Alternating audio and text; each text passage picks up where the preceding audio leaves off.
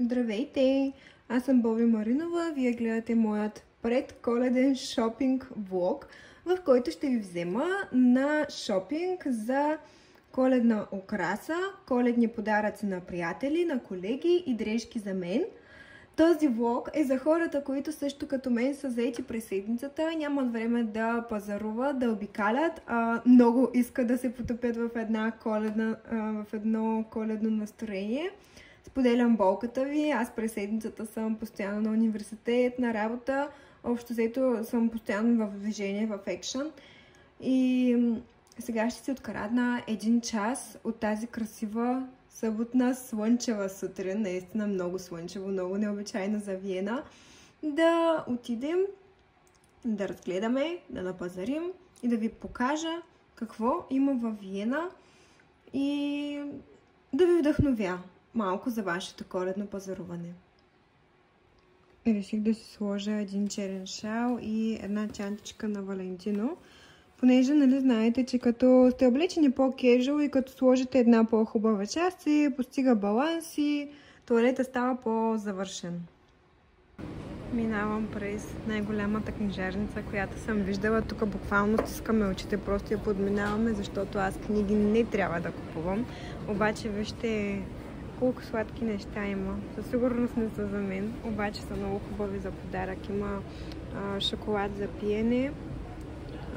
Това не съм сигурна какво е. Тук има мармолади, шоколадчета. Просто са много красиви, като извадени от Pinterest. Погледнете. Също има много неща за готвене, готварски книги, джудженца, такива декоративни точилки за спитки, предполагам. И всичко е много сладко декорирано. Вижте пък тук колко сладки чашки. Ето тази много ме изкушава. Само че 10 евро за чисто тако не съм сигурна дали се заслужава. Но много ми харесва. С едно кафе така на масичката ще много красиво. А това вижте колко е красиво. Просто подредбата е уникална. Одеялото също. Много сладко. Каква ли му е цената? 80 евро.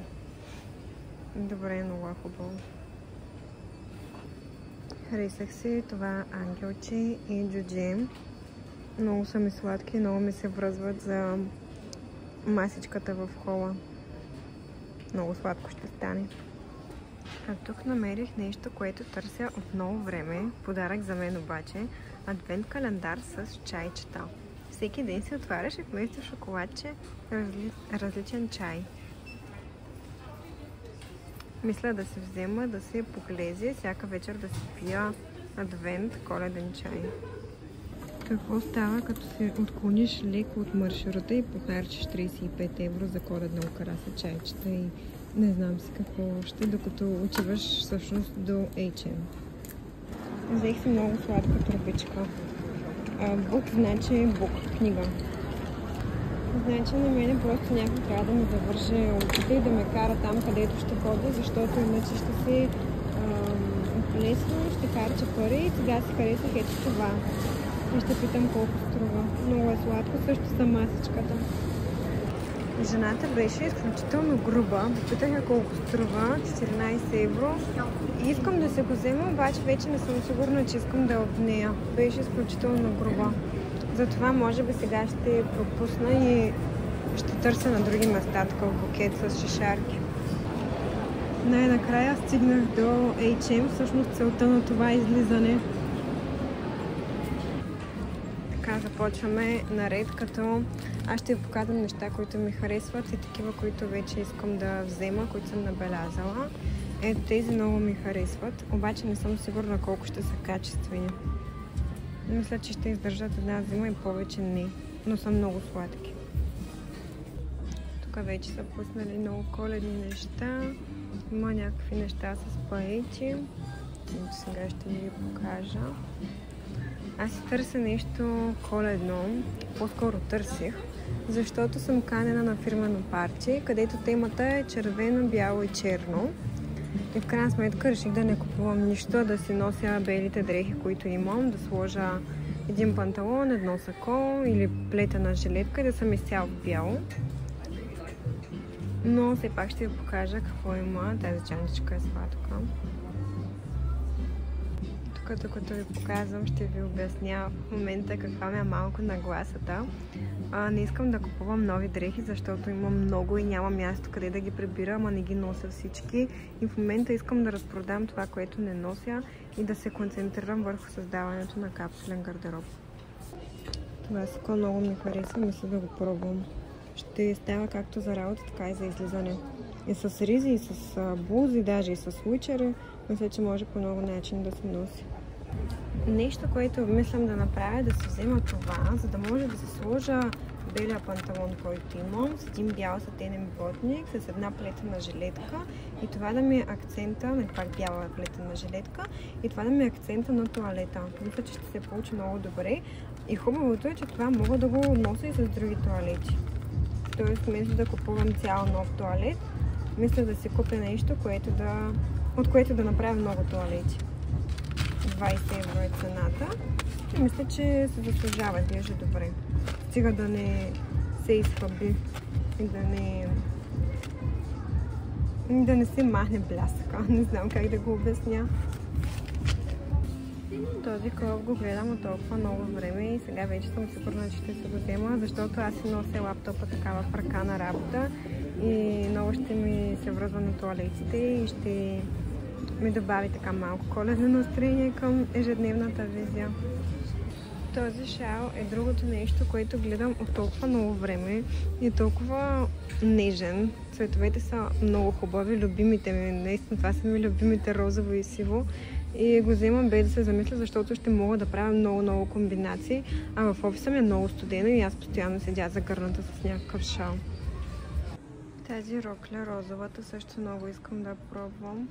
Много е красива и съм любопитна как ще ми стои, понеже е доста нетрадиционна форма. Единственото, което ме спира да си купя тази пижама е, че имам пижамата на Victoria's Secret.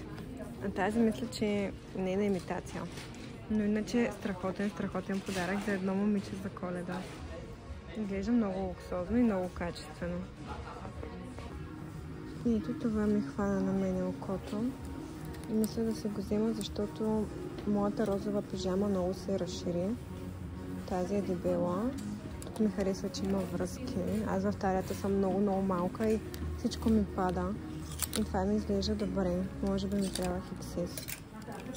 Но тази мисля да. Ето да се взема.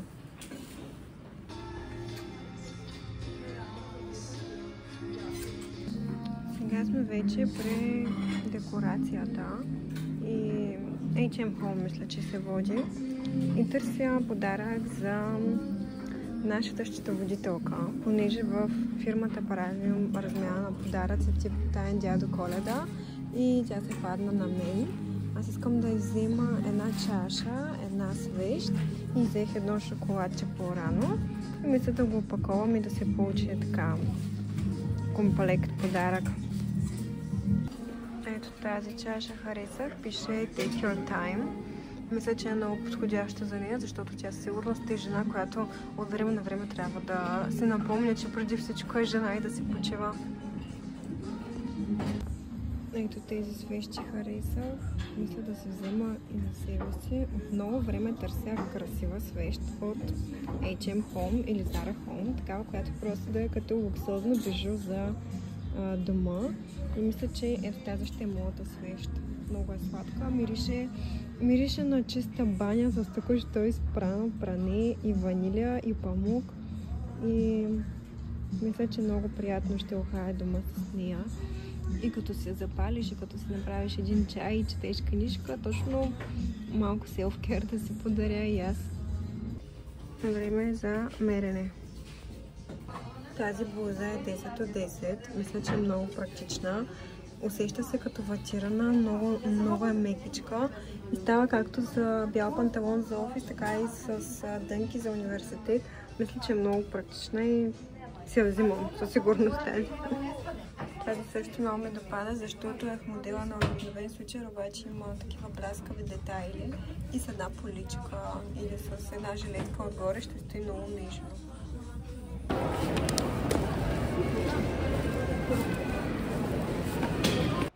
Здравейте! Прибрах се от пазара, много изморена. Аз не споменах, но аз правих фастинг през цялото време.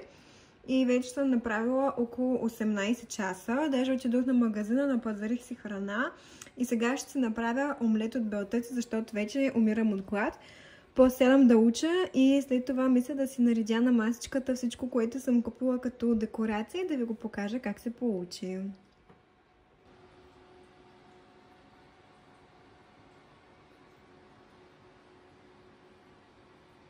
Показвам ви какво е положението в момента. Даже лампа сложих, за да се вижда добре. Почиствам масичката, тук от цветенцата изпопадали и започвам да нареждам нещата, които купих днес.